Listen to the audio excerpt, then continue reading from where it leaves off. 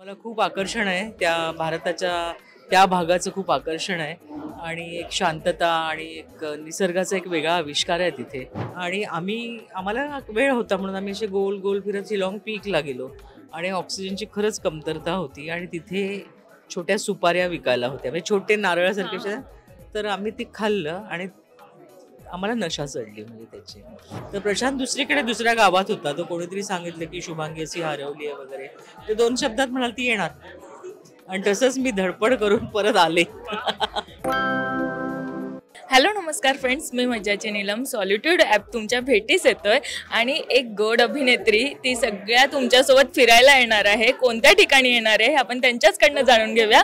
शुभांगी ताई माझ्यासोबत आहे. ताई कशा आहात? मस्त, खूप मजेत आहे आणि खूप एक्साइटेड आहे.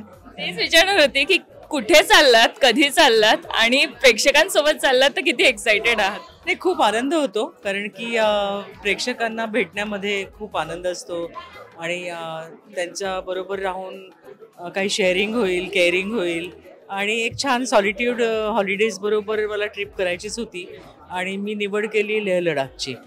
कारण मला खूप आकर्षण आहे त्या भारताच्या त्या भागाचं खूप आकर्षण आहे आणि एक शांतता आणि एक निसर्गाचा एक वेगळा आविष्कार आहे तिथे. तर मी निवड केली लेह लडाखची. तर मला खूप उत्सुकता आहे की कोणाकोणाला यायचं आहे कारण की मलाही लोकांना भेटायला आवडतं, त्यांच्याशी बोलायला आवडतं आणि त्यांना जसं आपल्याविषयी माहिती हवी असते तसं मलाही लोकांच्या मनात काय चाललं आहे. कारण प्रत्येक माणूस एक छोटंसं पुस्तकच असतं तर न वाचलेलं, तर ते वाचायला मिळेल म्हणूनही मला खूप एक्साइटमेंट आहे. पण कसं हे ॲप तुमच्यापर्यंत आलं? हे गार्गीमुळे आलं. गार्गीबरोबर गार्गीला मी खूपच लहान असतानापासून ओळखते.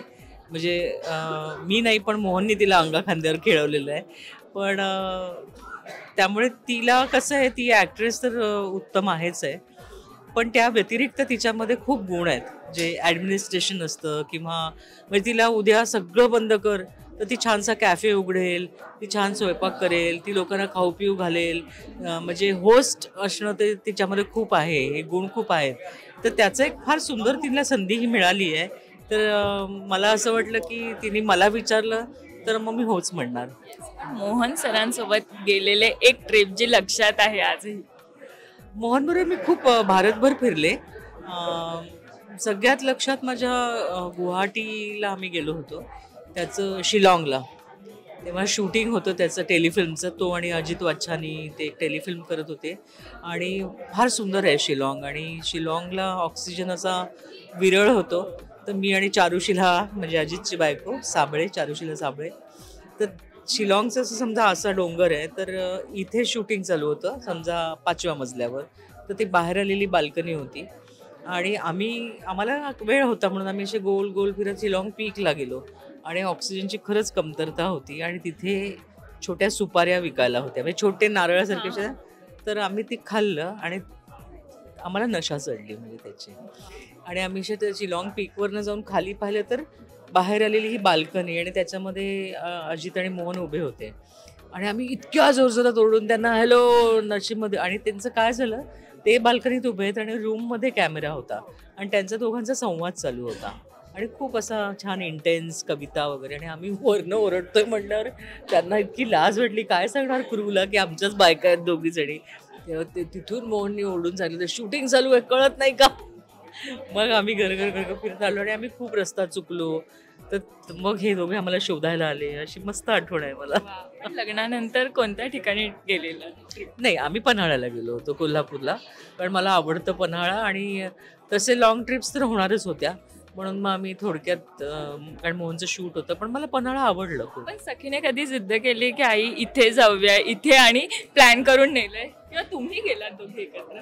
नाही, मी तिला लहानपणी तिच्या सुट्टीमध्ये जितकं म्हणजे माझी इच्छा होती तिचं लग्न होण्याच्या आधी तिला मी युरोप अमेरिका सगळं दाखवावं, पण मी भारतातल्या बरेच ठिकाणं तिला दाखवू शकले.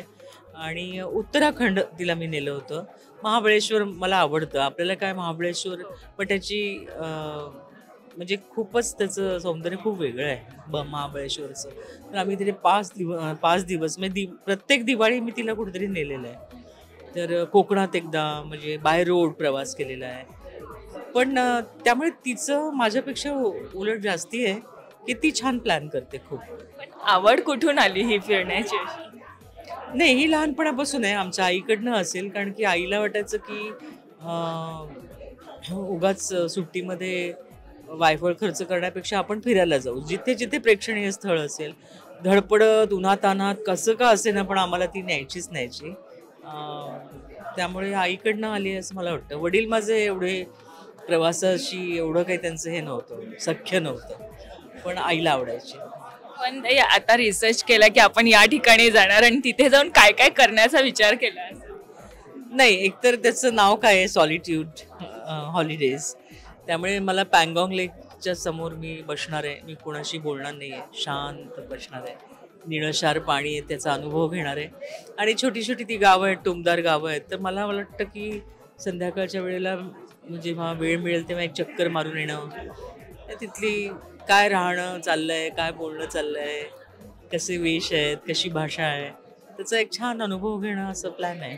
येस, हा अनुभव तुम्ही त्या प्रेक्षकांसोबत घेणार, तर त्याच प्रेक्षकांना जाता जाता काय सांगाल?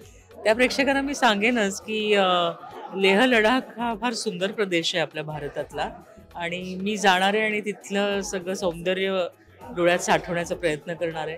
तर तुम्ही पण या, खूप मजा येईल. आपण गप्पा मारू, हसू, बागडू आणि काही आठवणींची शिदोरी घेऊन परत येऊ. मराठी मनोरंजन सृष्टीमधील मालिका, चित्रपट, नाटक तसेच कलाकारांबद्दलच्या नवीन अपडेट्स जाणून घेण्यासाठी नक्की सबस्क्राईब करा इट्स मज्जा मराठी या आपल्या नवीन यूट्यूब चॅनलला.